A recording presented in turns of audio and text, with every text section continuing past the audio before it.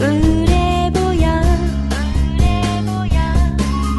직장인 상사가 개지랄하고 방송인 그네가 개소리하고 그럴 때 라디오 반민특위 들어봐요. 조조조조조조 빵빵야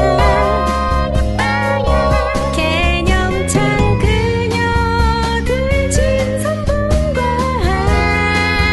함께 우울한 기분은 날려버려. 슈 족같은 세상 바꾸는 그날 진입하지 새끼들 꽈배기 만들어 라디오 반민특위 진선분과 함께 소맥 한잔해요. 라디오 반민특위 진선분과 함께 소맥 소맥 소맥 한잔해요.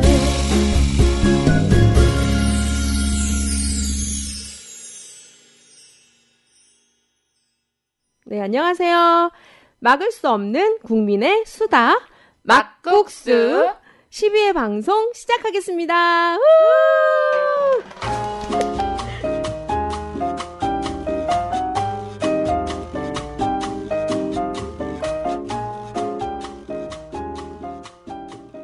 안녕하세요. 저는 맑은 여자 영이에요. 네, 안녕하세요. 민주주의자 분입니다. 네, 반갑습니다. 네, 7월 3일 8시에 숙자 이야기라는 연극을 하거든요.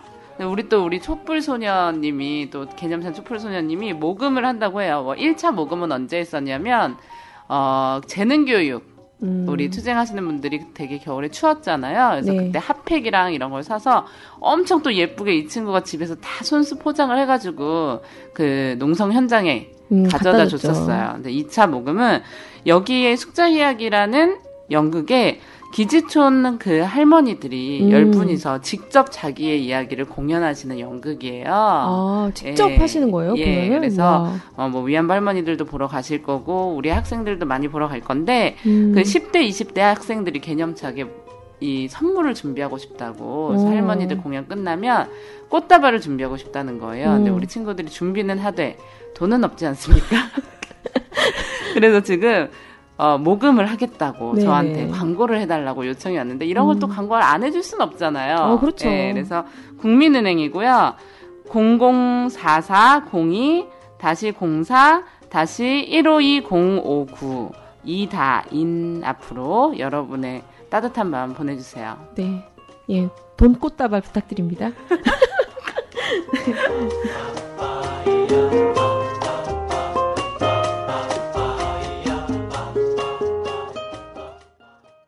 네, 그러면은 막국수 들어가 보도록 하겠습니다. 아, 너무 미남 신사분이 앉아 계신데요. 개성공단에서 사업도 하시고 그 다음에 기업협회에서 사무국장으로도 계셨던 이임동님 모시고 개성공단과 여러 이야기에 대해서 들어보도록 하겠습니다. 오, 반갑습니다. 네, 반갑습니다. 네, 개성공단에서 지금 이제 막혔는데 어떤 일을 하고 계셨는지 얘기 좀 해주시면 좋을 것 같아요. 지금 저는 공장에다가 초코파이도 납품을 하고 그리고 북한에 내지 그 개성공단에 투자하실 분들에게 그 컨설팅도 해드리고요. 그리고 그 공장 매매라든지 그 공장의 그 임대라든지 이런 중개 역할도 해드리고. 그 다음에 제가 직접 그 한국에 일감을 가져가서 개성공단 인가공 무역도 하고 있습니다. 아, 그렇군요. 네. 아, 모르겠지만 여러 가지를. 어쨌든 제가 들어보니까 개성공단 전문가시네요. 그래요. 맞아요. 개성공단이 중단된 지 며칠 정도 된 거죠? 지난번에 그 4월 3일인가 4일인가 그때부터 뭐 중단이 되었으니까 오늘이 6월 19일이죠. 예. 거의 그 2달 반 돼가네요. 아, 갑자기 진짜 소위 말하면 잘 돌아가고 있는 공장들, 사업체들이 갑자기 진짜 2달 반 동안 막힌 거죠. 예. 일을도 못 하고 뭐 물건도 못 만들고 이렇게 된 거잖아요. 예. 아. 저는 그 전에 개성공단이 어제 좀 자세하게 어떤 의미인지 그 다음에 어떤 곳인지 이런 얘기들을 조금 하고 진행을 하면 어떨까 싶은데요. 그럴까요? 우리 기업들이 왜 개성공단을 가지고 진출했는가? 그리고 그 개성공단이 왜 우리 남한 사회에 굉장히 중요한가? 네. 에 대해서 그리고 이것이 왜 그 남북 간의 어떤 상생의 어떤 공단이라든지 그런 쪽으로 해서 예, 제가 얘기를. 말씀을 드리도록 하겠습니다. 개성공단은 말입니다. 그 우리 기업들이 남한에서 옛날에 우리가 봉제라든지 그 구로공단의 의료봉제라든지 부산에 가면은 뭐 대우시력 같은 그 옛날에 우리가 뭐 옛날에 그 우리 누님들이 해서 우리 산업화의 과정에서 하나 있지 않습니까? 그래서 그게 이제 어디로 가느냐 하면 중국으로 가죠. 중국으로 가고 그 일감이 그 베트남으로 가고 캄보디아로 가고 그러다 보니까 일반 우리 근로자들이 일할 곳이 없어요. 없고 그러한 산업이 대부분 단자 메이드 인 베트남 부품이라든지 핸드폰 부품이나 메이드 인 차이나들이 많을 거예요. 그렇죠. 핸드폰 그러나 각종 전자부품을 보면은 뜯어보면은 전부 다 메이드 인 차이나, 메이드 인 베트남, 우리 옷도 보면은 메이드 인 차이나 최근에 그런 거 많죠. 맞아요. 네. 많죠. 그러한 것이 이제 최근에 이제 개성공단 생일부터 메이드 인 코리아가 많아지기 시작해요. 그렇죠. 그렇구나. 그 중국이 이제 인건비 이제 그것도 경제 사정이 좋아져서 인건비가 비싸지기 때문에 또 이제 리턴해서 개성공단으로 많이 입주를 하죠.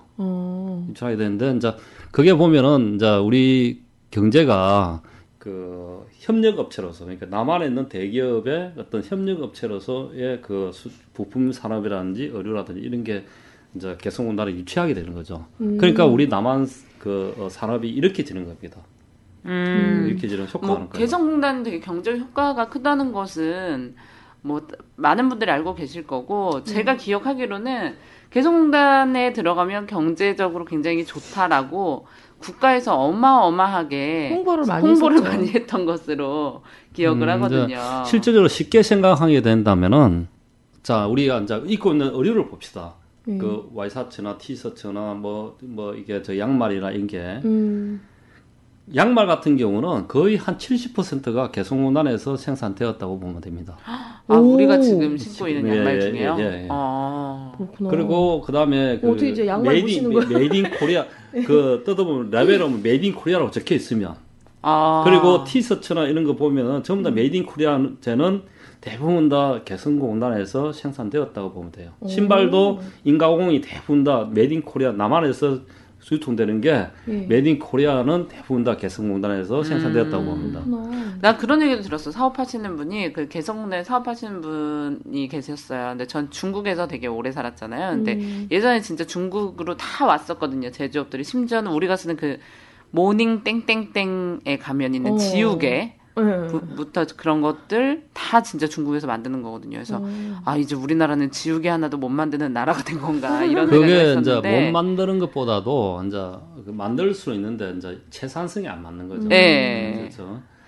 최근에 이제 작년까지는 뭐 개성공단 문이 닫히기 전에는 메이드 인 코리아가 굉장히 많았을 겁니다. 왜 그러냐면 국내에서는 뭐 50명 제조업을 50명 이상 하는 제조업이 없을 거예요. 국내에서는. 그렇구나. 인건비나 어떤 그것 때문에. 그러면 캐파가 안 되는 거죠. 그치 뭐 공장도 예를 들면 진짜 좀 값비싼 기계 그렇죠. 부품이라든가 이런 거는 가능하겠지만 아니 값비싼 거는 부가치도 굉장히 높은 거는 기술적인 거는 모르겠는데 하여튼 그 어떤 생활용품이라든지 의료라든지 부품들 경공 같은 거는 그래 개성공단이 생기고 나서 그 아동 옷 있잖아 그런 게 되게 메이드 인 코리아가 많아졌어. 네, 그래서 왜 그러냐면 메이드 그 캐파가 캐파는 생산량을 두고 이야기하면 생산량이 그 뭐 개성공단은 100명에서부터 해가지고 뭐 한 3,000명까지 이렇게 쭉 이렇게 인원이 많으니까 베트남 같은 경우는 한 공장만 하더라도 10,000명, 20,000명이 돼 있어요. 그만큼 그렇죠. 커요. 그러니까 우리나라에서 만약에 와이셔츠나 티셔츠가 한 달에 그 한 10,000장 이상 만들 수 있는 데가 별로 없어요. 다 제조업이 진짜 죽었구나. 우리나라 제조업. 그래서 지금 개성공단이 그 문을 이제 중단된 상태. 아마 올해는 굉장히 어려울 거예요. 메이드 인 코리아 보기가. 그 라벨을 보면은 메이드 인 베트남이 올해는 아마 메이드 인 베트남이나 메이드 인 캄보디아가 많아질 거예요. 왜냐면 아니 제가 아까 그 얘기를 왜 했었냐면 그 얘기를 하시더라고요. 공장을 이제 그 이런 옷 같은 걸 이제 복장이라고 하거든요. 중국에서는 그 복장 공장을 하시는 분들 되게 많아요. 주변에. 근데 보면 중국이나 베트남은 인건비가 싼데 불량률이 되게 높다고. 근데 아무래도 개성은 좀 불량률이 낮다고 이런 얘기를 들은 적이 있는데 그런 것도 있나요? 불량률보다도 인식이 틀려집니다. 메이드 인 코리아가 인식이 왜 그러냐면 제가 이제 개성다 기업협회 사무국장을 하면서 기자분들 외신 기자들한테 이제 이렇게 많이 그 대하다 보니까 그래서 그분들이 메이드 인 코리아는 그 어떤 특히 개성에서 나오는 제품은 그래도 인정한다. 중국 제품이나 뭐 베트남 제품 이런 제품보다도 괜찮다. 특히 남한애보다도 더 괜찮을 수도 있다. 이렇게 이야기를 하시더라고요. 왜 그러냐면 우리 좀 성격이 꼼꼼해서 그런가? 우리나라 민족들이? 그 민족보다도 그러니까 제가 이렇게 이제 순수 메이드 인 코리아를 말씀을 드리는 거예요. 네. 순수 메이드 인 코리아는 순수 메이드 인 코리아가 어떠냐면 남한에서 어떤 그 제조를 하시는 분들은 대부분 다 그 외국 근로자 분들이 많아요. 그쵸. 네. 그래서 어떻게 생각하면은 개성공단은 우리 진짜 그 사람들이 어떻게 보면 하는 거죠. 메이드 인 코리아가 메이드 인 코리아가 아니야. 내가 봤는데 우리 먹는 순대 있잖아. 순대. 떡볶이 순대. 그 순대를 다 외국인 노동자분들이 만드시더라고요. 그래? 근데 이제 이 한국 남한에서 만드는 제품이 네. 그래도 나쁘다는 건 아니에요. 왜 그러냐면 감독이 그만큼 철저하거든요. 그러니까 그만큼 수준이 따라오는 겁니다. 외국인들도. 근데 메이드 인 코리아 그만큼 이제 이게 관리 감독이 철저하다는 거죠. 그래서 개성공단도 이렇게 할 수 있었다는 것은 물론 그 북한 근로자들이 그 꼼꼼한 면도 있고 기본적으로 우리 그 어떤 그 우리 한민족이 이렇게 꼼꼼한 점이라든지 손재주라든지 이런 거는 기본적으로 갖춰져 있기 때문에 근데 관리 감독을 또 우리 남한에서 하거든요. 기술 시스템이 그렇게 되어 있기 때문에 그 품질이 그만큼 향상된다는 거죠. 그렇구나. 자, 시장을 본다 그러면은 시장을 본다면 자, 우리 남한의 수도권에 1,000만 명이 인구가 있어요. 있고 그리고 북한의 이제 평양 쪽에 보면은 거의 한 300만 명 정도. 근데 가장 큰 시장이 중국이죠. 단동이나 선양에 보게 되면은 그게 한 4,5천만 명의 그 시장권이 있을 거예요. 그러니까 그게 이제 이어진다 그러면 엄청난 그 경제적 효과가 있죠. 그랬는데 제가 이제 꿈이 있다면 서울에서 개성을 이어서 평양을 이어서 단둥까지 고속도로가 났으면 좋겠다. 철도가 뭐 선양까지 가는데도 한 8시간 이렇게 차로 가면 그러면 우리 어떤 중국도 우리 그 관광 오는 거 뭐 일보러 갈 때 1시간권이 되는 거죠. 그죠? 그러네요. 근데 그 시장이 어마어마합니다. 우리나라 시장이 저 수도권 1,000만 명인데 그쪽에 한 4,5천만 명 된다 그러면 기업 하나로서는 엄청난 그거죠. 산업 효과가 있죠. 어쨌든 개성공단은 우리 경제에 굉장히 큰 이익을 주었던 거는 확실했던 것 같아요. 맞아요. 경제적으로도 그렇고 제가 그 얼핏 다른 방송 들으면서 이게 경제적 문제뿐만 아니라 이런 형태로 가면은 정말 우리 나라 우리 남북이 통일되는데도 되게 큰 어떤 의미가 있는 곳이다. 자기가 그거를 사업하면서 이렇게 느끼기는 처음이고 그래서 꼭 더 지켜져야 된다. 이런 이제 얘기를 막 하시는 걸 들었거든요. 그래서 실제로 이제 왜냐면 나도 그 얘기 봤어요. 이게 개성이 바로 통일이다. 그 기업인 분들이 어떤 이제 인터뷰를 하신 걸 봤는데 그냥 돈 벌러 가셨는데 거기 가서는 거기 가면 난 너무 신기한 거야. 그게 사람들이 함께 일을 하고 같이 뭐 농담도 하고 뭐 점심시간에 밥도 같이 먹고 이렇기 때문에 이게 통일된 모습이구나 이런 생각을 많이 하셨다 그러는데 실제로 그러면 북한 사람들도 많이 만나보셨을 거 아니에요. 그랬죠. 함께 일도 하시고.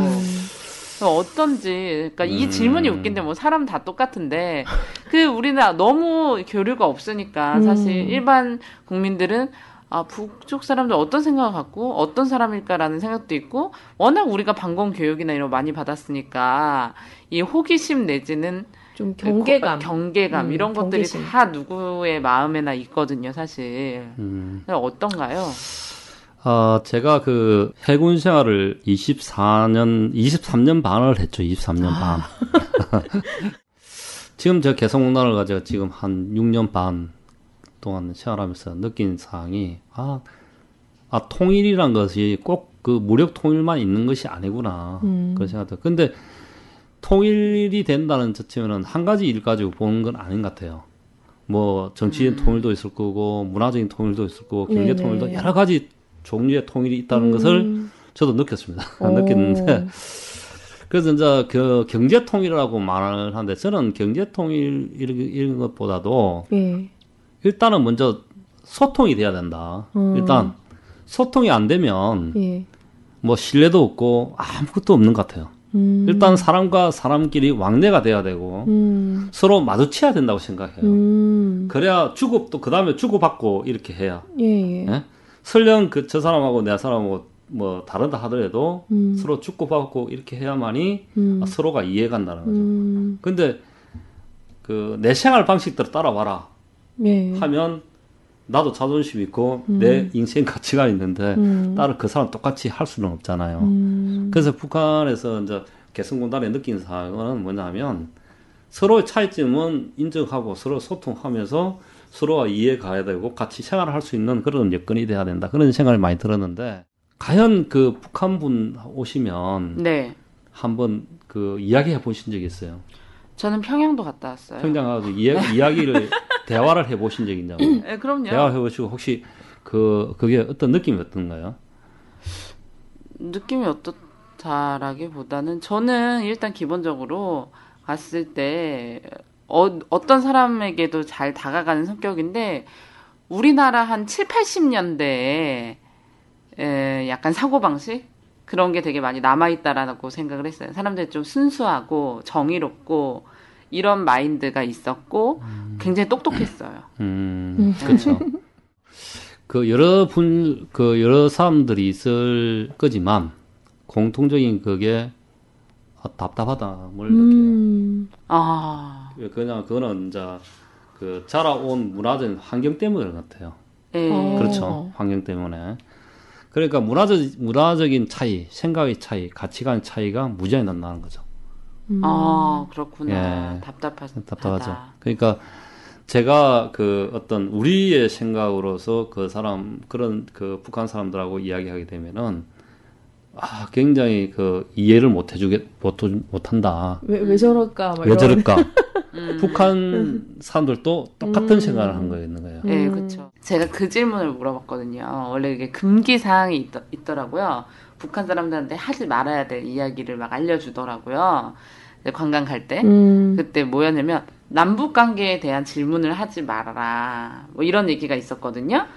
근데 북한 사람들 만나서 남북 관계에 대한 얘기를 안 하면 무슨 얘기를 해요? 그래서 제가 그때는 진짜 너무 철이 없었죠. 제가 20대 초반이고 철이 없었고 성격이 워낙 또 거침이 없다 보니까 가이드 분한테 제가 물어봤죠. 북한에 핵이 있나요? 이렇게 물어봤던. 되게 하지 말라고 핵 얘기하지 말라 그랬는데 그때만 해도 북한에 핵이 확실히 있는지 없는지 사람들이 너무너무 궁금해하고 막 이러던 시기여서 북한에 핵이 있나요? 그런데 지금 생각하면 그 가이드 언니도 핵이 있는지 없는지 자기가 어떻게 알겠어. 그랬는데 그럼 보통 이제 우리가 예상하는 대답이 있잖아요. 농담을 했으니까 농담 반 진담만 물어보는 거니까 그건 왜 물어보세요? 저도 모릅니다. 뭐 이렇게 얘기를 해야 되는데 언니가 갑자기 핵이 우리가 핵이 있는지 궁금합니까? 이러더라고요. 네, 궁금해요. 그랬더니 저희는 핵을 싫어하고 핵을 만들고 싶지 않고 전쟁을 싫어합니다. 이러더라고요. 그러더니 하지만 핵무기보다 더 강력한 무기도 가지고 있습니다. 아, 뭐예요? 신형 무기인가 막 이런 단결의 힘입니다. 우리 민족의 단결될 힘입니다. 맞아. 그런 부분이 약간은 나쁘게 보면 좀 답답하다 이렇게 볼 수도 있는데 또 저는 그 당시에는 좀 좋게 생각해 되더라고요. 이 사람들 좀 순수하구나.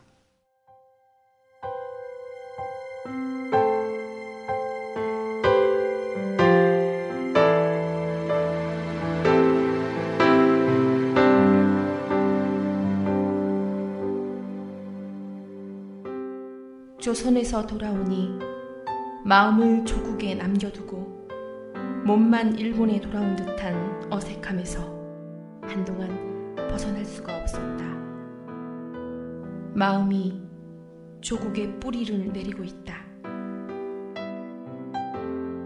1996년 풀하우스로 이지미 교카 문학상, 1997년 가족 시네마로 아쿠다가와상 수상에 빛나는 천재 제1교포 작가 유미리의 평양 방문기, 평양의 여름 휴가. 교보, 알라딘, 인터파크에서 구입하세요. 도서출판 615. 아마 정치적인 군사적인 어떤 그러한 질문을 한다면 똑같은 말을 하실 거예요. 그분들이 이제 그 국가관이 그렇게 설에 있으니까요. 우리는 즉 국가관이 뭘까요? 국가관 같은 경우는 진짜 내가 진심으로 우러나오는 데서 국가관이 형성되지 않습니까? 옛날에 2002 월드컵 한번 보여주시죠. 그래 노는 보면은 그게 국가관이지 않습니까? 표현을 안 하더라도 내가 사랑하는 게 표현 그 행동을 옮기지는 게 진짜 국가라고 생각하는데요. 아까 이제 말이 이제 좀 엉뚱했는데 그만큼 문화의 차이가 나는 거죠. 그만 문화의 차이 나는데 혹시 두 분 결혼하셨어요? 예, 안 했는데요. 안 했어요. 아. 저는 결혼 생활 지금 올해 26년 차인데 집 사람하고 저하고의 그 자라온 환경이 틀리잖아요. 연애할 때는 몰랐는데 근데 결혼하고 이렇게 보면 참 자라온 환경이 너무 다르구나. 저는 시골에서 자랐고 저희 집 사람은 도시에서 자랐어요. 근데 그 환경이 생각의 차이가 저는 굉장히 시골적으로 생각하는 거고 뭐 모든 것이 시골적 생각, 시골적인 생각을 하면은 굉장히 보수적인 생각이죠. 왜 그러냐면 이웃이라든지 그 이웃집 무조건 만나면 인사해야 되고 집에는 철저히 또 들어가야 되고 그 시간 되면 딱 들어가야 되고 아침, 점심, 저녁은 꼭 굶지 않고 먹어야 되고 그리고 저 어머니, 아버님, 부모님께 꼭 그 아침, 저녁을 인사해야 되고 거의 좀 더 최악의 남편상이네요. 현대사회. 그런 영향을 받아서 그리고 거의 지금 현대사회에서 이 정도 나면 범죄자 수준이죠. 그렇지 이거. 그러니까 저 애들은 그 군말 없이 따라야 되는 그런. 아침에 일어나서 무조건 밥 같이 먹고 그러니까 아버님이 가장 그거죠. 대장인데 그 집사람은 또 자유분방한 가운데서 또 이렇게 그 어떤 도시적인 어떤 그런 한 중에서 그 계속 부딪히는 거죠. 이렇게 된다. 부딪히는 거죠. 시간에. 그게 앉아 오면서 점점 이렇게 그 어떤 서로 조금씩 양보해가거나 서로 이제 소통해가면서 또 잘 마무리돼가지고 또 하는 거. 그래서 지금까지 견뎌왔는데. 견뎌왔다고도 막국수거든요. 이 방송. 예? 개성공단에 대해서 이야기하는 막국수. 사랑과 전쟁이 아니고. 근데 그게 아니라 제가 그러한 가정 속에서 그 행복이라는 그 가정의 행복이라는 그런 것을 지켜오는 거죠. 그게. 네, 그렇죠. 근데 그게 저는 그 생각은 남북 간 관계도 똑같다고 생각해요. 네. 그러니까 이게 지금 이야기는 다르지만 어떤 거냐면 북한 사람이라고 해서 무슨 특별한 특징이 있는 게 아니라 뭐 남한 사람들 간에도 그렇잖아요. 당연히 다 문화적 차이가 있을 수밖에 없는데 그것을 인정해야 된다. 그래서 이제 제가 이때까지 부연 설명이 길었습니다. 개성단의 이해도교에서 이제 이런 제가 그 가정사도 조금 이야기 말씀드렸고 그다음에 나쁜 남자. 뭐 그 문화적인 차이도 이야기 말씀드렸는데 개성공단이 2004년도에 이제 공장에 들어서서 2004년도 5월 달에 이제 첫 소노코 쿠진웨에서 그 남비가 생산했죠. 남북 공동 작품을 가지고 그때 하라 했죠. 남비 맞아. 근데 그 제품을 생산하고 지금 우리가 이제 메이드 인 코리아가 한 60-70%의 그 차지하는 그 어떤 제조업이 있는 공장으로 발돋움했고, 그 지금 현재 보면은 그 북한 근로자 54,000명, 우리 남한 근로자 한 1,500명 정도의 거기에서 일하고 삶의 터전을 가꿨는데, 그렇게 넣을까지 굉장히 그 속에 있는 사람들은 스트레스를 많이 받았습니다. 우리 특히 남측 근로자들은 말도 못할 정도로 힘들었습니다. 왜 그러냐면, 어떻게 생각하면은, 북한 체제의 틀 방안에서 개성공단이 있는 거잖아요. 예? 어느 정도 북한 체제를 받아들이고 생활을 해야 되는 그러한 환경입니다, 여기가. 근데 개성공단에는 자유스러워요. 자유스럽지만, 북한 근로자하고 이렇게 맞아떨어지는 데에서 끊임없이 갈등이 있다는 거죠. 아까 부부처럼. 네. 예? 이 생산 하나 해내기 위해서. 예? 근데 이제 어떤 생각이냐면, 북한의 그 차이는 그 집단 체제예요. 우리는 개인 체제고, 기술적인 체제고. 근데 우리 보통 직장에 가면은, 우리 한국에서는 그 기술이 있는 사람이 이걸 치주잖아요. 네, 왕으로 치주는 최고라 치주나요? 치주고 그 사람 말을 따라야 되잖아. 네. 따라야 되고 그 최고의 제품을 만들기 위해서 그 사람 따라가지고 이렇게 해야 되잖아요. 근데 그게 잘 치면 잘 안 먹히게 가는 거예요. 북한에서는. 그게. 잘 치면 이제 공장을 만들어서 이렇게 이제 했는데 왜 우리가 최고의 제품을 만들어야 되느냐. 양도 중요하지만 품질이 우선하냐. 그런 거에서 북한의 그 문화적인 차이는 기업적인 어떤 그런 거는 좀 굉장히 미흡하다. 우리가 볼 때는, 기업인들 볼 때. 그런데 이제 그게, 초기엔 그랬어요. 근데 초기에 그런데 이제 가서 기업들은 이제 부딪히면서 그 생활을 서로 설득시키고 서로 북한과도 이야기하고 우리도 이해해가면서 이제 생산 제품을 만들기 시작하는 거예요.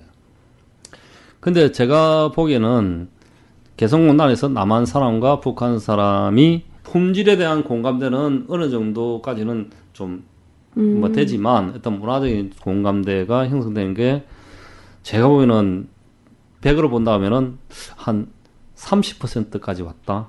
제로에서부터. 아직까지 갈 길이 멀다는 거죠. 그러니까. 30%가 왔다고 얘기를 하셨는데, 그 문화적 차이 중에서 가장 좀 극명하게 딱 요런 이제 사건이 있으면 하나 궁금해서. 근데 사건이보다도 네. 이제 개성에 있는 우리 남측 근로자와 직장 북한 근로자의 이제 품질을 만들어야 된다. 이렇게 이런 생산 제품을 만들어야 된다고 했을 경우에 북한 분들은 우리 충분히 생산 만들 수 있습니다. 설명을 자세히 안 듣고도. 네. 근데 기존에 북한 사회에서 놓은 자기가 만드는 제품이 있기 때문에 그런 것 같아요.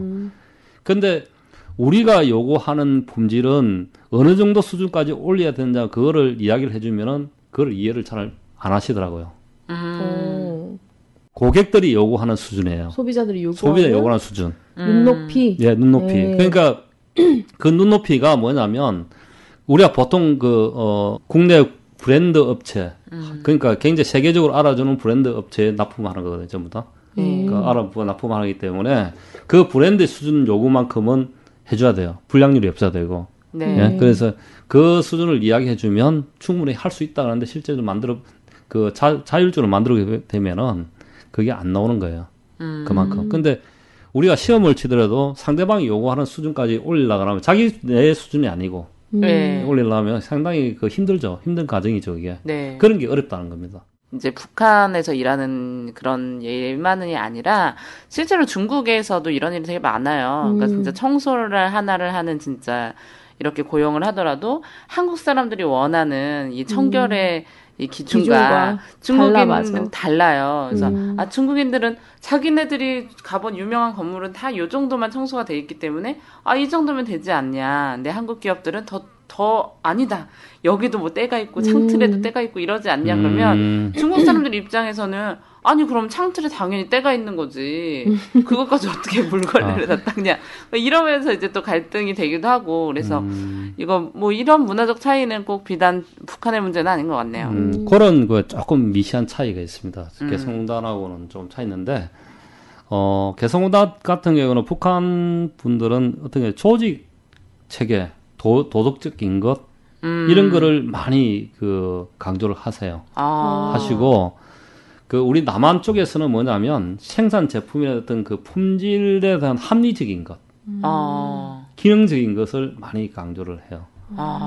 그러니까 뭐냐면 공장에서 생산을 하려면은 제품이 이제 우리가 기업 활동을 많이 해봤지 않습니까? 네. 그러니까 단위 시간 내에 품질과 생산량을 많이 함량을 시켜야 되기 위해서 우리 과거의 생산 방식을 해보니까 이게 가장 좋더라. 이걸 해줘야 된다 하면. 북한 분들은 북한만의 방식을 강조를 하세요. 북한에 뭐 집단 그 자기 분들이 그분들이 그 북한에서 어떤 생산했던 그러한 그게 있는 것 같아요. 시스템. 그렇지 시스템이라는 거죠. 시스템을 강조하세요. 아까 말했던 조직이나 도덕이라고 얘기하는 그런 부분에서 지금 부분은 뭐냐면 우리가 그렇게 강조를 하게 되면은 인간적인 측면에서 어떻게 그런 걸 요구할 수 있냐 이렇게 말씀하시는 분도 있고 너무 강하게 요구를 하는 거죠. 그러니까 예를 들어서 우리가 저 자동화 시스템을 보게 되면 자동화 시스템은 굉장히 그 어떤 작업 강도가 높아요. 우리가 예를 들어서 자동화 시스템에서 딱 기계적으로 뭐 단위 뭐 10초당 하나씩 물건이 하나 탁탁 떨어지면은 근로자들도 거기에 기다렸다가 10초마다 만들어내야 되는 거예요. 그게 딱 한 사람이 딱 하면. 근데 우리 남측에 있는 사람들은 그게 돼 있어요, 그게. 그게. 돼 있으면 딱 10초마다 딱 만들면 10초마다 딱 만들어내야 돼. 그게 이제 8시간 동안 계속 해야 되는 거예요. 그 쉼 없이. 근데 북한 분의 조직에서는 뭐냐면 그렇게 못 한다는 거죠. 절침에. 근데 뭐 인간은 기계가 아니다 뭐 이런 건가요? 그런 식으로죠. 맞아, 맞아. 제가 들은 것도 예전에 공장을 어디서 뭐 하나 지어주는 프로그램 이런 걸 했는데 위에 이렇게 엘리베이터 타고 올라가잖아요. 위에 이렇게 짐을 싣고 올라가서 들어붙는 이런 기계를 만들었는데 이거 우리 이 정도 하면 받을 수가 없다. 이렇게 얘기해서 왜 못 받냐. 엘리베이터는 무조건 놔달라. 우리 노동자들이 이런 노동 강도에서 일하게 할 수 없다. 이러면서 그런 맞아요. 그런 이제 많이 한다고 하더라고요. 물론 그런 요구가 당위성 있고 정당하다고 생각합니다. 하는데 이제 제가 이제 말씀드리는 거는 뭐냐면 그 우리는 자동화 기계가로 가지고 하고 사람하고의 관계고 근데 그 북한 분들은 그 자동화가 없는 대신에 사람 손으로 다 하는 거지 않습니까? 그 자동화에서 10초 단위로 놓은 것이 10초도 넣을 수 있고 20초 넣을 수도 있고 50초 단위도 넣을 수도 있는 거지 않습니까? 그런 한 시스템 속에서 잘 오신 분들이고 우리는 딱 그 단위 시간 내에 탁탁탁 맺어가지고 그러니까 디지털식으로 맺어온 사람들이고 그 시즌에서 충돌해요. 그때 문화 충돌해서 난 뭔지 알 것 같아. 뭐야? 뭔가 우리는 이제 이런 걸 받아들이기가 아무렇지도 않잖아요. 근데 그 생활이 북한 분들은 이제 지금 그 대부분 다 개성공단에 있는 근로하시는 분이 보통 20대 초반에서부터 시작해가지고 50대까지 있어요. 있는데 그분들이 자라온 방식이 거의 20년에서 50년 그 방식대로 살아가는 거지 않습니까? 그리고 우리는 이런 디지털에 강하고 이제 이 컴퓨터 뭐 각종 우리 사회 문화적인 그게 이런 생활이 그것도 마찬가지. 뭐 30년 이렇게 수십 년도 살아온 거잖아요. 뭐가 맞다고 할 수가 맞다가는 할 수 없죠. 근데 제가 이제 그게 염려하는 게 소통이 돼야 된다는 게 중요한 게 뭐냐면 지금은 서로 생각이 달라요. 그래서 제가 그 통일 정책을 보면 저는 그런 생각. 일단 몸을 부딪혀야 된다. 그게 주요해요. 몸을 부딪히고 서로 생각을 나눠야 된다. 뭐 말을 토론이네 해야 된다. 많이 해봤자 소용없다. 거죠. 오히려 몸을 부딪혀서 그러니까 교류를 해야 된다는 거죠. 일단 우리가 들어가야 되고 북한 분들이 남쪽으로 올 수 있으면 오게끔 좀 만들어주면 좋겠고 일단 들어가서 서로 부딪혀야 된다는 거죠. 그 전에 이제 4대강 사업을 했어요. 우리 이명박 대통령 시절에 네. 4대강 사업인데 저는 왜 4대강 사업을 했는지 그거를 이제 따져보면은 아마도 그 우리 그 경제를 살리기 위해서 그 목표를 삼은 것 같아요. 저는 그게 4대강 산업보다도 북한 땅에 북한하고 협력을 해서 북한 땅을 개발했으면 굉장히 그 산업적인 효과가 있지 않았나 그런 생각이 들더라고요. 뭐냐면 우리 남한에 지금 토목공사 할 게 거의 없을 거예요 아마. 그 우리 건축하시는 분들 보면 4대강도 지금 다 파헤쳐놓고 엄청 흉물스러운데 엄청 많아요. 그거는 좀 모르겠고요. 지금 우리 그 토목공사 하시는 분이나 우리 건축이나 이런 분들만 건설사들만 건설이 거의 죽고 있거든요. 그거는 뭐냐면 공사할 데가 없다는 거예요. 해외로 많이 나가시더라고요. 그러니까 재개발도 거의 다 됐고 이제 거의 다 이제 뭐 새로 허물고 새로 짓지 않는 이상은 굉장히 어렵다는 거예요. 그래서 그거를 차라리 그러한 그거를 북한하고 이렇게 서로 손잡고 했더라면 아마 그 인력 고용 효과도 굉장히 크고 일자리도 많이 늘어날 거고 맞아요. 북한도 살리고 우리 경제도 살고. 저는 이제 그 서로 소통하고 경제 교류하고 이런 것이 부딪히고 그 서서히 이렇게 이루어져야만이 그 나중에 그 평화적으로 우리가 맞아요. 소원했던 그런 시절이 온다고 생각해요. 살 수가 없어. 온다고 생각하는데 전쟁 막 위기 만약에 그 시절을 그러한 그거를 과정을 안 거치고 한다 그러면은 그 무력적인 통일밖에 없는 것 같아요. 그러니까 저는 가장 그 한 게 염려스러운 게 뭐 염려스러운 것보다도 저는 바람이 있다면 희생 안 되고 그쵸. 사람 안 다치고 어떤 자유스러운 분위기에서 이제 서로 이해하고 서로요. 그러면서 서로 이렇게 한 그게 안 되겠나, 한 통일되지 않겠나 그렇게 했으면 좋겠다 그런 생각이 들어요. 그래서 어찌 보면은 개성공단이라는 걸 통해서 우리가 통일에 한 발짝 다가간 거고 그거를 소통하면서 해나가는 과정이었는데 이게 만약에 중단되면은 다시 또 10년, 20년 후로 어디 기사에 보니까 이거는 7.4 공동성명이 나기 이전 단계로 남북 관계가 떨어지는 거다. 이렇게 얘기를 하더라고요. 이게 무슨 이승만 시대죠. 이승만 시대. 너무 이제 끔찍한 거죠. 이런 과정 자체가.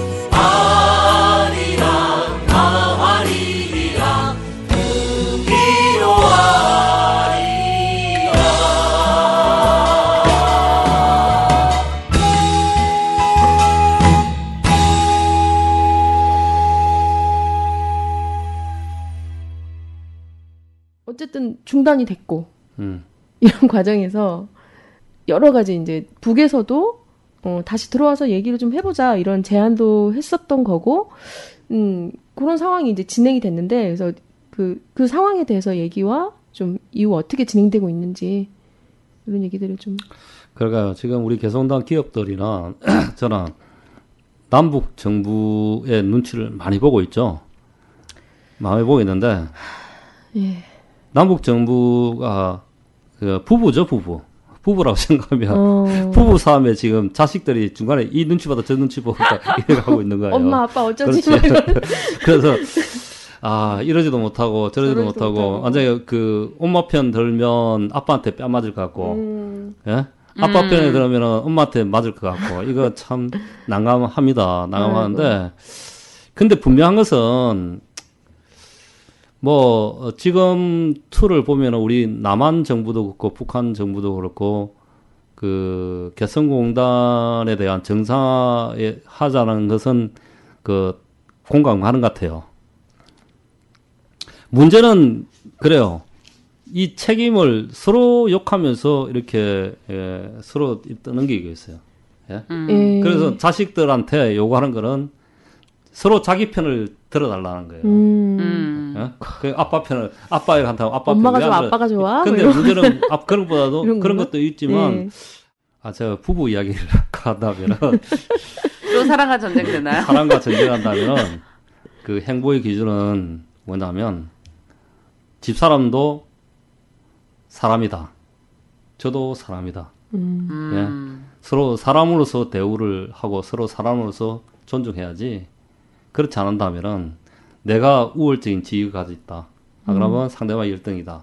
이렇게 생각한다면 차이가 있다 생각하면은 절대 그 해결이 안 되더라고요. 그러니까 좋은 말씀이신 것 같아요. 지금 뭐 버릇을 고쳐야 된다 이러면서 막 이런 막 알력 싸움 사실 하고 있는. 설령 그 서로가 그 어떤 상대방을 신뢰를 못한다 하더라도 신뢰가 안 될 겁니다. 지금 왜 그러냐면 워낙 과거에 불신이 컸으니까 서로가 불신이 컸었는데 그 신뢰를 쌓으려고 하면은 어떠한 형태도 제가 아까 말씀했듯이 일단 부딪혀야 된다. 서로 교류를 해야 된다. 그래야 상대방 마음을 알지. 안 만나는 상태에서 그 마음을 이렇게 서로의 생각을 하실까. 지금 하는 그게 뭐냐면 우리 남한 쪽에서는 언론을 통해서 이야기를 해요. 하고 그다음에 북한 뭐 대변인들에서 또 이야기하고 서로 이야기를 해요. 근데 그러니까 서로 왜곡될 수밖에 없어요, 이게. 그냥 만나서 한 번에 하면 될 거예요. 서로 편지 주고 그러니까 오해를 많이 하는 것 같아요, 서로가 생각이. 그리고 우리 쪽에는 북한을 가지고 이제 술수다하고 이야기를 많이 하죠. 그렇게 생각할 수 있을 거예요, 아마. 과거에 이제 불신적인. 북한도 술수다고 생각해요. 저는 이제 개성공단을 가지고 이야기하면은 뭐 우리가 경제적 효과도 떠나지만 북한 입장도 그런 것 같아요. 개성공단이 있음으로써 북한은 남한에서 미군하고 그 남한이 그 북한을 침공하지 않을 거다. 이런 그거를 하는 것 같아요. 우리 남한도 우리가 이제 군사 훈련하면은 그 북한에서 그 도발을 못하도록 일단 그 하는 거잖아요. 대비를 하는 거잖아요. 그게. 근데 북한도 어떤 대비책이 있는 그런 쪽으로 대비책을 강구하는데, 근데 그런 거를 서로 신뢰한다면 뭐 일단 개성공단이 있음으로 해서의 그거는 남북 간 신뢰를 형성된다는 거는 자명한 사실인 것 같습니다. 개성공단이 남북 간 북한 사람들하고 우리 사람들하고 어울려서 공장 기업 활동을 하거나 교류를 하기 시작하면은 그거는 남북 간에 서로 신뢰를 쌓인 가운데서 이야기를 되는 이야기니까. 그러니까 서로 이제 전쟁 안 하기로 약속을 딱 하면 되는데 왜 그걸 안 하냐고. 근데 뭐 전쟁을 한다 안 한다 수류상 약속한다고 해서 전쟁을 안 할 것 같아요. 협정을 맺어야죠, 평화협정. 그 협정을 맺어도 뭐 이렇게 기분 나빠 한 대 때릴 수도 있는 건데.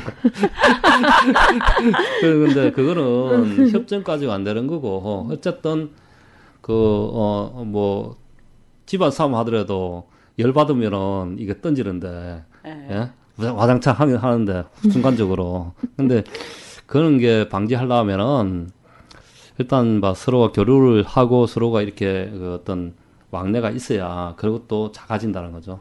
그런 것도. 아, 내가 TV에서 봤는데 그 개성공단 그 2달 넘게 지금 일을 못 하고 계신 거잖아요. 근데 뭐 북에도 분명히 난 피해가 굉장히 많을 거라고 생각해요. 그 노동자분들도 삶의 터전을 잃으셨지만 그 우리 기업을 하시는 분들이랑 개성공단에서 사업하시는 분들의 어마어마하게 또 비참하게 되신 분들이 많더라고요. 이 짧은 순간에.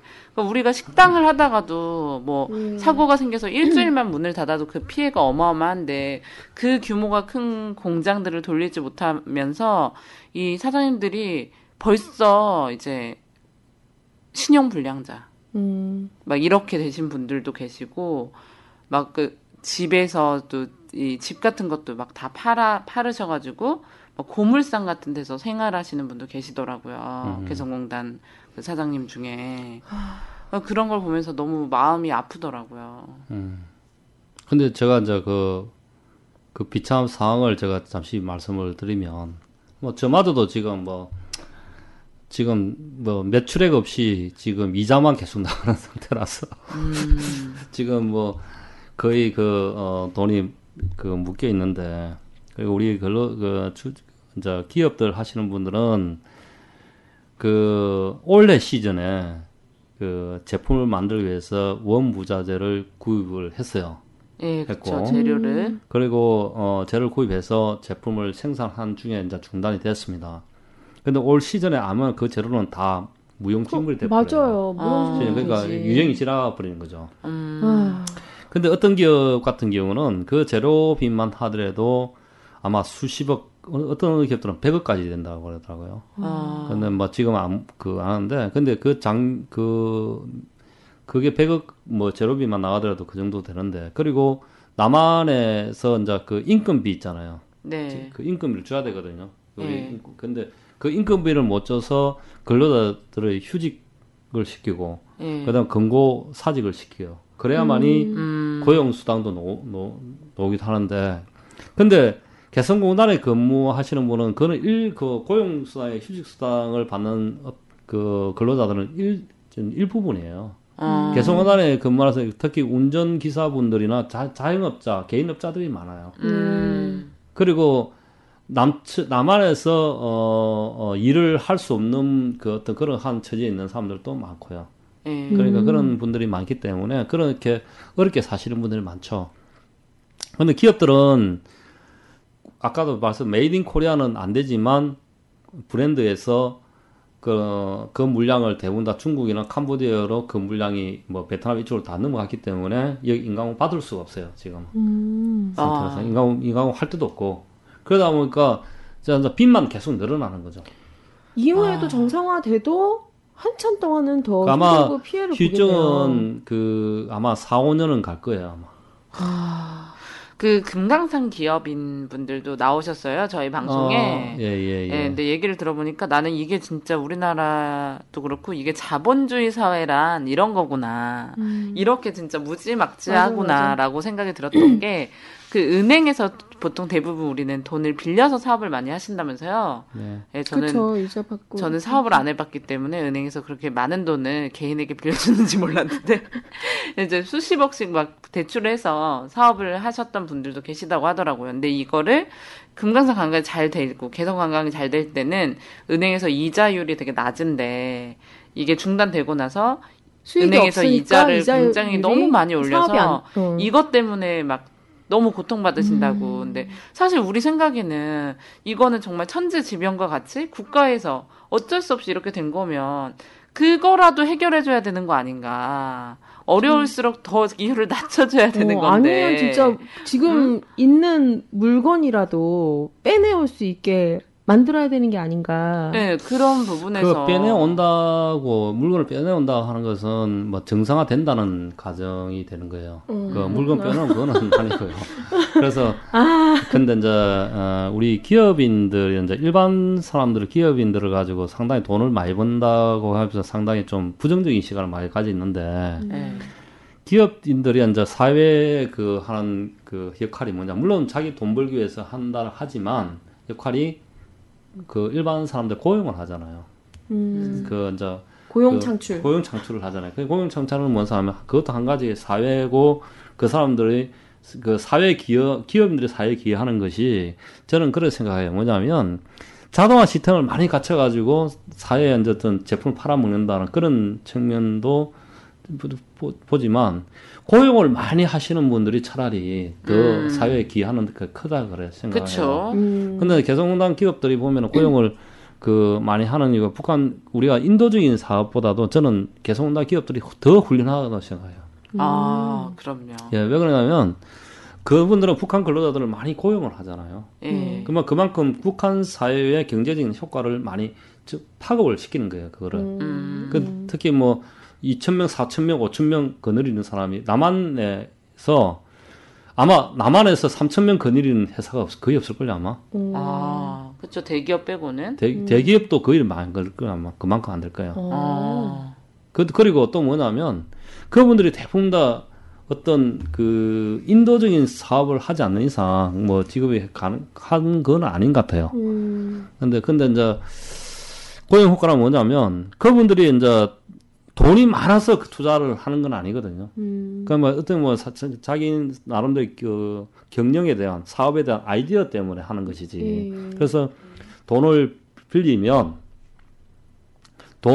만큼 다시 투자해서 이자를 주고 그 뭐 임금을 주고 생산을 해내서 그 이제 효과를 얻는 거잖아요. 이익을 얻고 그런 건데 그거는 계속 이제 유동을 시키는 거죠. 계속 시키면서 유동을 시키는 거죠. 근데 그게 막혀버렸다는 거죠. 이해가 안 가는데 막혀버리는데 어떻게 보면 이제 사람의 피 수혈을 막아버리는 거죠. 그러니까 지금 기업들은 거의 뭐 내사 상태에 이제 가는 거죠. 우리 기업들이 상당히 지금 고통을 겪고 있어요. 우리 근로자도 그렇고. 그러니까 누가 어디 하소연할 데가 없어요, 지금. 우리 진짜. 정부에다가 뭐 하더라도 뭐 잘 만나주지도 않고, 뭐 이렇게 뭐 이야기를 하더라도 잘 뭐 소통이 안 되고, 그리고 언제 회담할 거냐고 이야기하면 뭐 그 당부가 좀 희생을 감수해야 되겠다 그런 말씀을 하시고, 그러니까 고통받아 너무나 끔찍해요. 지금 너무 심한 거 아니에요? 아니 얼마 전에 그 뭐 기사에 보니까 그 앞에서 침묵 시위 하셨다고 들었는데 진짜 침묵 시위밖에 할 게 없을 것 같아요. 저 통일대교에서 하는데 답답하더라고요. 근데 뭐냐면 이게 언제까지 갈 거냐. 그게 문제인 거예요. 언제까지 갈 거냐. 아까도 뭐 기계를 이야기했는데 저도 기계를 많이 달아봤어요.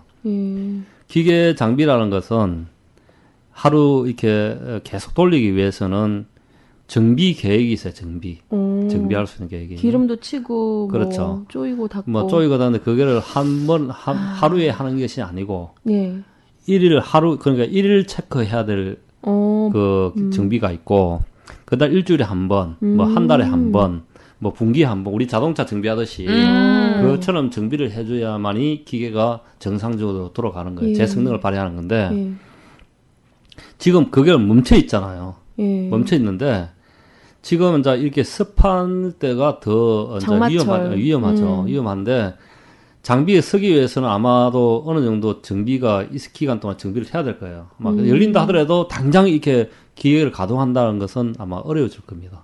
질 거고 그런 상태예요. 지금 뭐 하루빨리 우리 정비팀이 돼서 계속 그 정비라도 해가면서 이렇게 이런 상황이 고려해줬으면 좋겠는데 그게 안 된다는 거죠. 되게 민감한 기계들은 아예 쓸 수가 없다고 하더라고요. 그래서 그게 이제 쓸 수 있는 건지 없는 그건 가봐야 할 건데 그래서 지금 남북 간에 이렇게 하더라도 만약에 우리 남북 정당국이 개성공단이 정상화될 거라고 그 의제 앞에서 한다 그러면은 진정으로 그렇게 원한다면 정상화될 때까지의 우리 정비팀이라도 더 가서 그 주기적으로 더 가서 좀 정비를 좀 계속 했었으면 좋겠다. 관리를 좀 해줬으면 좋겠다. 그걸 좀 우리 남북 당국이 좀 허락을 좀 했으면 좋겠다. 그거 좀 최소한의 좀 바람입니다.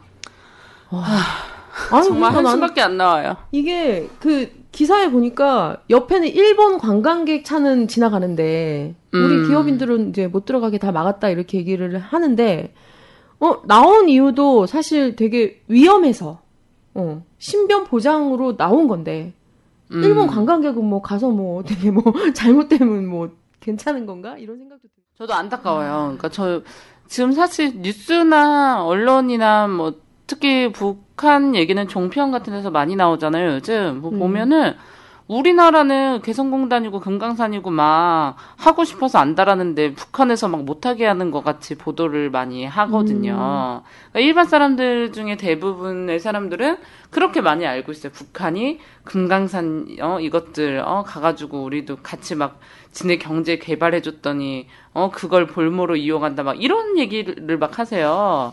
근데 사실 진행 내용을 다 들어보면 우리 정부의 책임이 더 상당하다는 좀 느낌이 들거든요.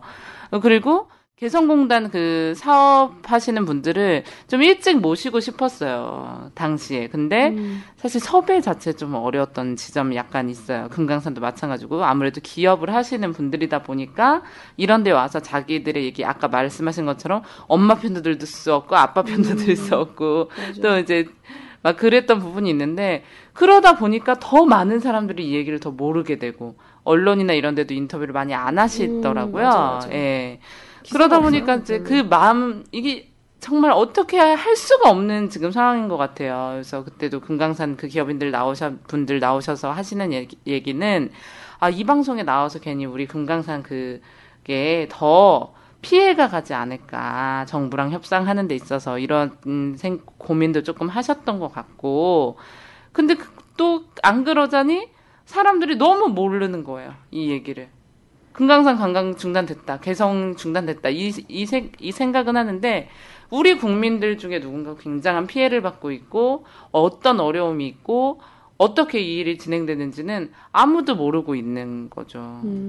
개성공단에 다니면서 느낀 사항이 그 북한 근로자나 북한 그 관리하는 일을 보면 그래도 중국이나 뭐 중국하고 가깝다 하고 자기네들이 그 한다 하지만 그러지만 그 우리 남한 사람하고 일하고 싶다고 많이 해요. 교육을 하더라도 남한 사람들하고 교육을 하고 싶다. 이렇게 많이 원해요. 그 사람들이. 그러니까 그만큼 우리 그 가깝다는 거겠죠 아무래도. 그런데 근데 그러한 현상이 벌어지는데 참 이런 상태에서 참 답답하네 같은. 참.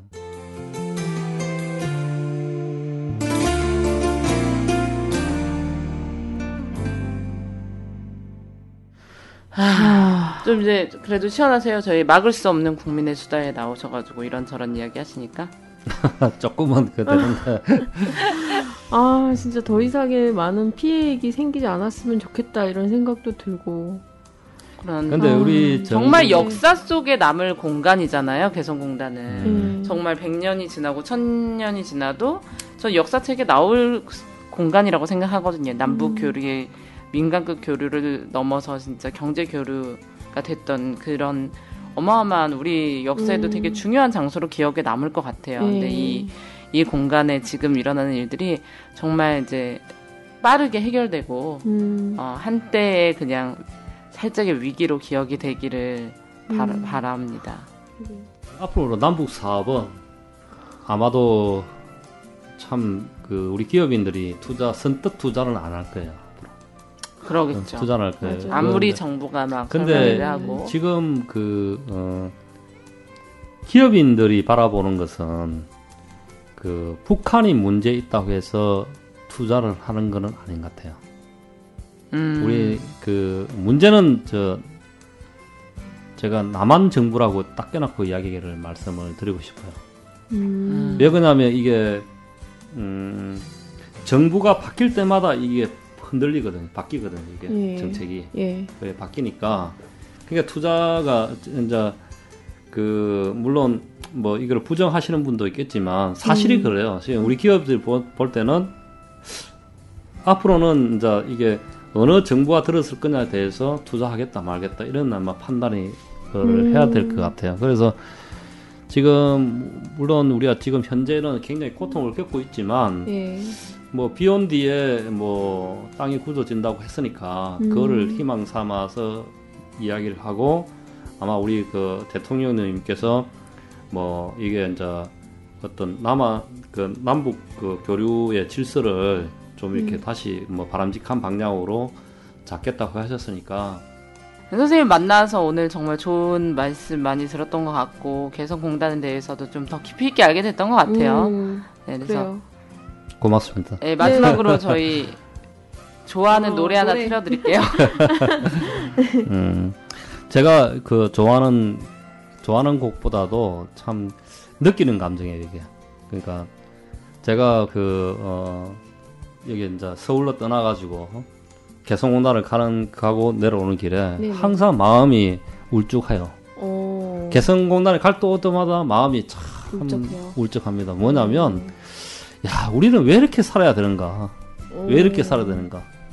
제가 거기 이제 우리 초병들 북한 초병이 있고 남한 초병이 있어요. 서로 이제 이렇게 같은 뛰고 놀아야 될 사람들이 안 그러면 같이 이렇게 생각하고 같이 짊어지고 나야 될 사람들이 저렇게 총을 겨누고 있다는 자체가 참 비참한 생각이 들더라고요. 그럴 때마다 제가 하는 게 느낀 게 음악이 보면 그 김광석의 이등병의 편지를 보게 되면은 많은 생각을 하게 되더라고요. 그런 노래가 들고. 그 JSA 나왔던 영화에서 아마 그게 그런 영화를 보면 참 저게 바로 인간적인 심리가 아닐까 생각이 드는데 물론 뭐 어떤 인간미가 부족한 분들은 저걸 가지고 저것도 어떤 전력을 약화시키는 행위다 그런 이야기 노래다 그렇게 하는데 저는 그렇지 보지 않아요. 네, 그러면 우리 이임동님께서 신청하신 이 김광석님의 이등병의 편지 들으면서 막국수 마치도록 하겠습니다. 네, 오늘 네. 너무 나와주셔서 감사드립니다. 네, 감사합니다. 네, 감사합니다. 네.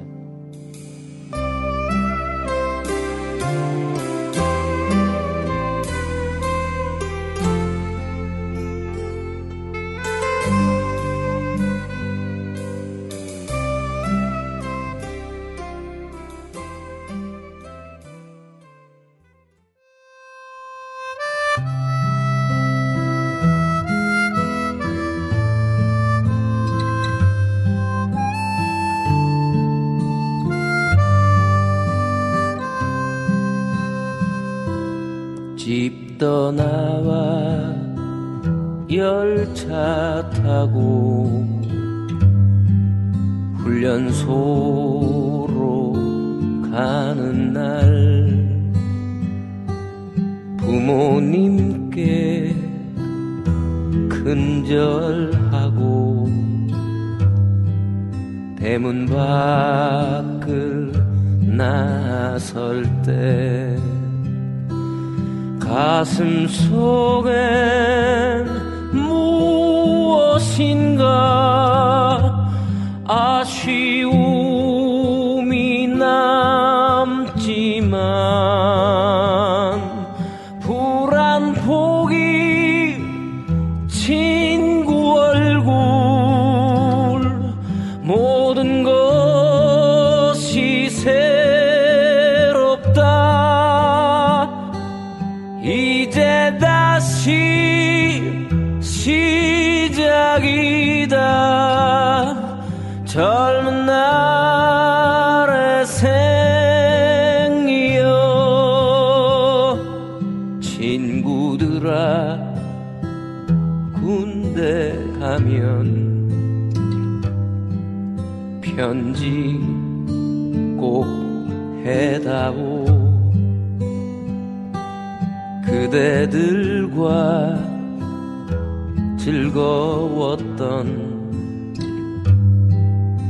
날들을 잊지 않게 열차 시간 다가올 때 두 손 잡던 뜨거움 기적 소리 멀어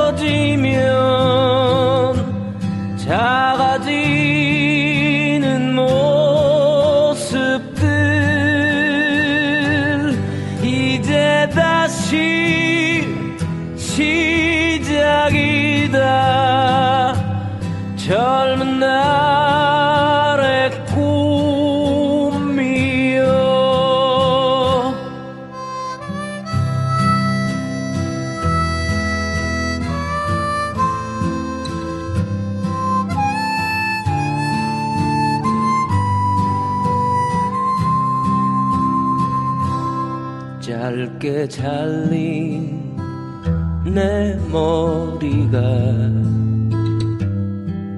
처음에는 우습다가 거울 속에 비친 내 모습이 굳어진다 마음까지 뒷동산에 올라서면 우리 마을 보일런지 나 발소리 고요하게 밤하늘에 퍼지면 이등병의 편지 한 장 고이 접어보네요. 이제 다시 시작이다 젊은 날